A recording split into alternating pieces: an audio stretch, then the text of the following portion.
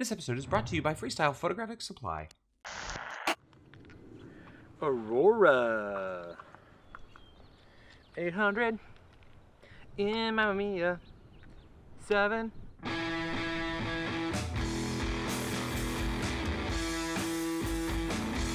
Well, you heard it in the intro, folks. Aurora 800 in my Mamiya 7 with a Pano back, all shot on a Sirui anamorphic lens to spice it all up for you. But as you may know, or not know, depending on if you actually listen to the channel or you just watch it for the pretty pictures on silent while pooing in the middle of the night in fear that your partner might wake up. Two of my favorite film stocks are 800 speed films, Luscious Lomo 800 and the Painterly Portrait 800.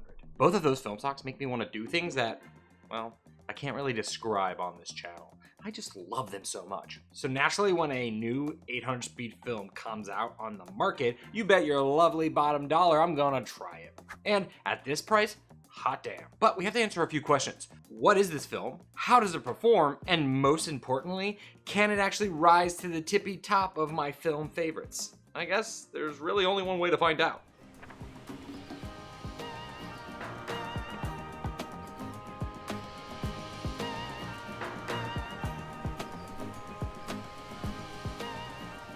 To test this film, I wanted to go somewhere new for sunset. So Jason and I drove up the coast in search of some subtle light. On the way, Jason found this area by the ocean that had a bunch of colorful kayaks. Say that 10 times. Colorful kayaks, colorful kayaks, colorful kayaks, colorful kayaks, colorful kayaks, colorful kayaks, colorful kayaks. No, that wasn't actually that hard. So with that in mind, I figured this would be a great first place to start. And the fact that there will be so many colors will be a plus for this film. Does this not fit? Oh, bro. Okay, it fits. Well, as you can hear from my voice as I try to load, things don't always go according to plan, but we will circle back on that a little later. As I stated before, I decided to shoot with my Mamiya 7 with a Pano back, because this lens, the 50mm, is pretty awesome, and is one of the best around. And I haven't really shot Pano in a while, a year to be exact. I was also sent this 50mm anamorphic lens from Sirui, and I thought it would be the best application to shoot Pano images in the first place. Pano images, Pano footage. Anamorphic footage, I mean, technically.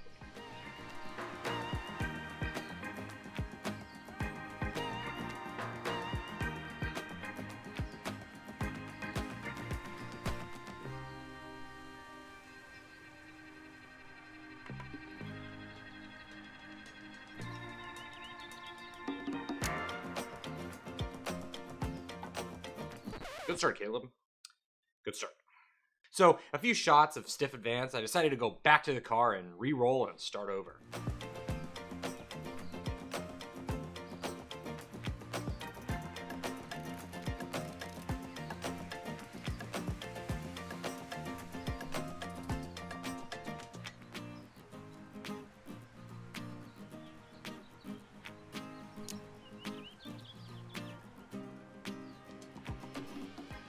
Yeah, babe. I'm so in. With these two images, I have more than made up for my loading mistakes. The colors are the vibe. Honestly, I could probably just stop right now. It's saucy. But sure, I guess I'll keep going for you.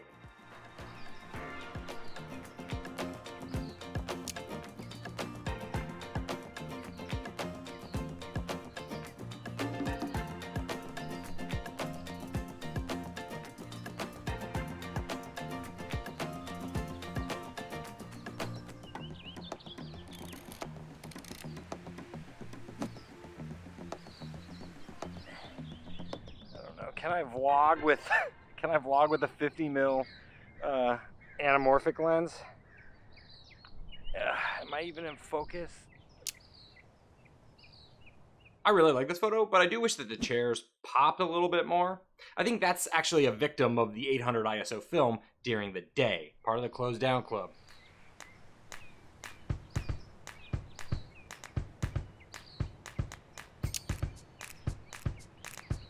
I must admit that these colors from the first location pop very, very nicely, and they have a really great saturation to them overall.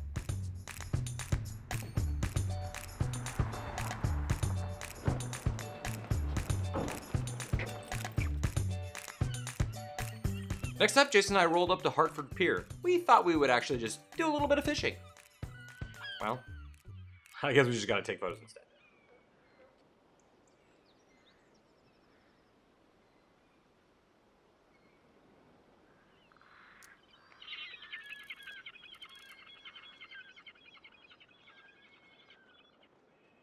Now, this film comes from a company called Flip Film out of Canada, and they first made a splash on the scene by respooling Kodak Aerocolor 4 and selling it at a very affordable price. And since then, they have expanded to cinema film, slide film, and now the scrumptious 800 speed film.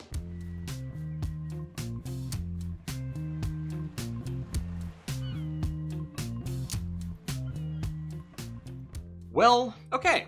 We're back here in double exposure land. Honestly, it might be a better photo because of it, but I'm just bummed we're here again.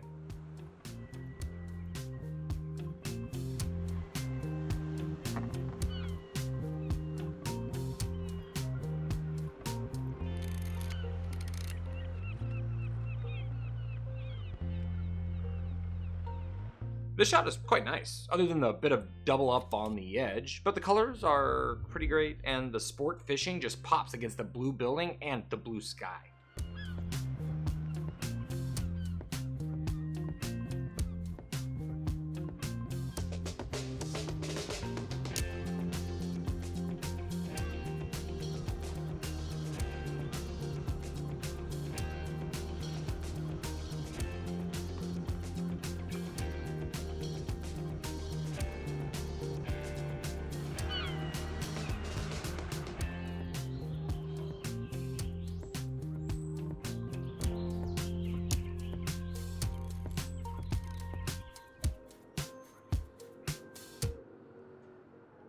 I'm a little confused on how this is happening. Some double exposures, some mostly fine photos. I guess at the beginning of the day, I was cranking this puppy further than normal, so maybe I just spacing and timing. But I'm definitely sad because some of these didn't turn out. The shot of the red boat could have been fuego, but it's not. Could have been, but it's not. Maybe, but it wasn't. With one roll down, it was time to hightail it out of the pier. We are going to try to make it to our hotel for the evening to get some golden hour goodness. So, with my pedal to the metal, or I guess more accurately plastic to the aluminum frame, I kicked it into gear. When arriving, we had very little time to get film into our cameras. And somehow, this pressure, I was able to load the Pano back the right way this time.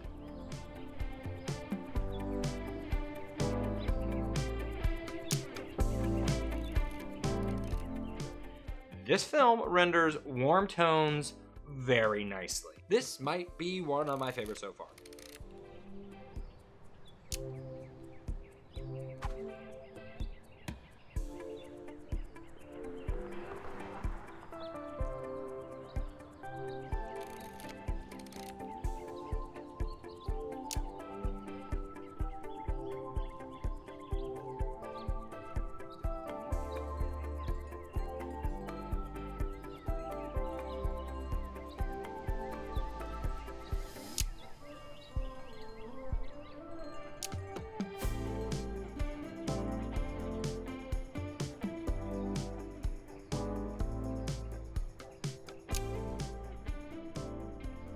At this point, you might be asking yourself, what the f is this film stock, right?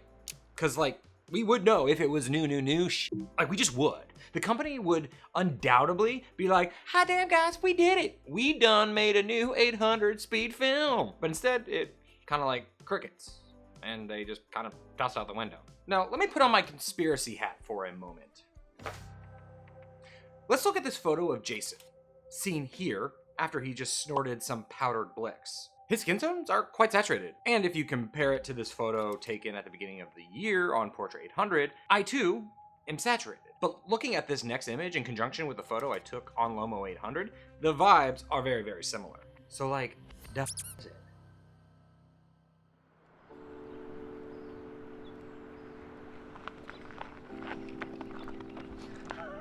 Perv.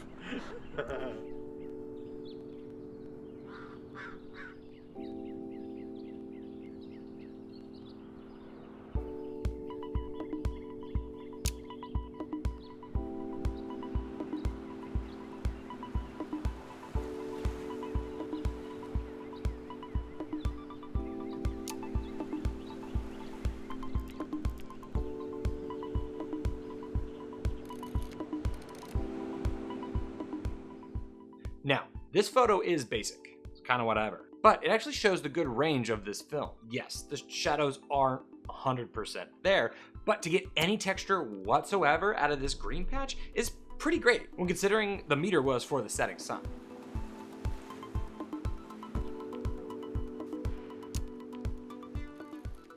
Once Jason was done praying to the photography god, cementing his legacy in the epic halls of bangers only, we decided to check into our hotel. We knew we wanted to make one more photo pit stop later that evening when it was dark, but we needed a pee-pee first. We had a lot of cherry Coke Zeros on the way up that day. So. All those people out there that were like, oh, just use a penny. No. This is, even with a rewind knob, it's still a pain in the ass. Note to self. Don't use Aurora in this adapter. So far today, other than, my mess ups, Aurora 800 has performed pretty amazing. Most of the shots are wonderful right out the gate. It scans well, and the range between the highlights and the shadows are pretty phenomenal. So it's probably safe to say that it would also perform pretty well at night, with some long exposures. I know what you really want to see. Flair, flare, flare, flare, flare.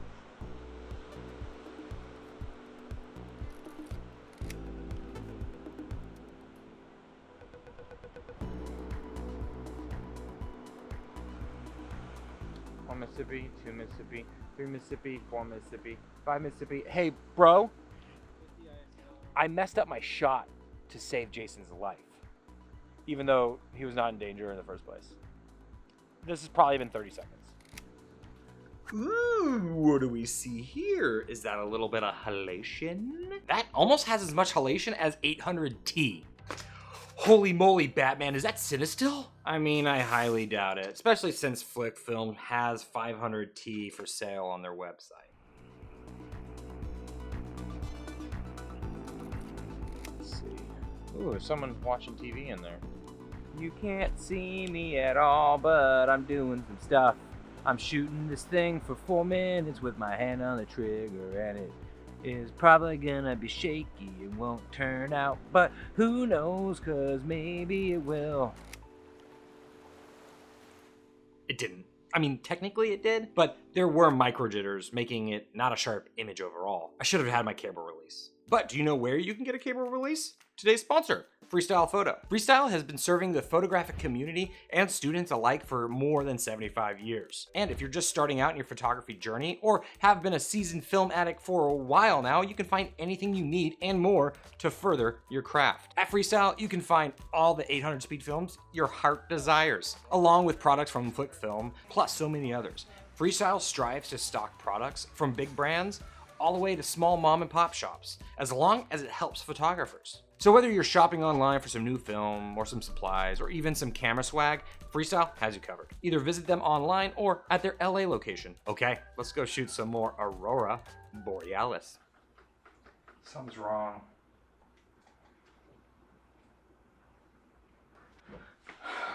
I'm going to the bathroom. Gosh. So far, I've done nothing but gush my guts all over this film, and I can't hide it anymore.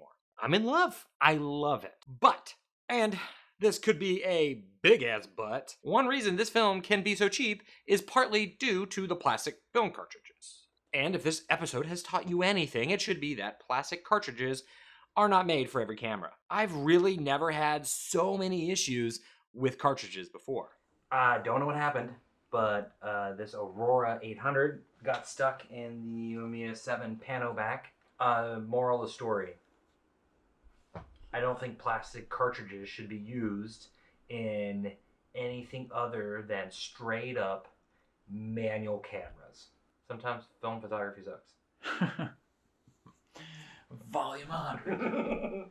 So where does this leave me? Well, it leaves me with my new favorite film, whatever the hell it actually is. I still love Portrait, and I still love Lomo 800. And this Aurora is just right up there with those others. It really just so happens to have the edge over the other two film because of the price tag at $14.99 here at Freestyle. I mean, also in 2024. At the end of the day, that just means that I'm just going to use this film exclusively in manual 35mm cameras and forgo them in any pano back or even my point and shoots. So it's honestly a really good thing that I tried it in this pano back for this episode in the first place. I also want to give a shout out to Sure for sending me this Saturn anamorphic lens for this episode. I had a lot of fun using it, and it made me stretch myself while making this episode. Like stretch, like anamorphic stretch.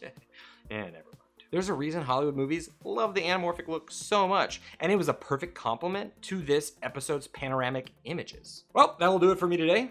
Let me know if you plan on picking up any of this Aurora film in the comments below. But until next time...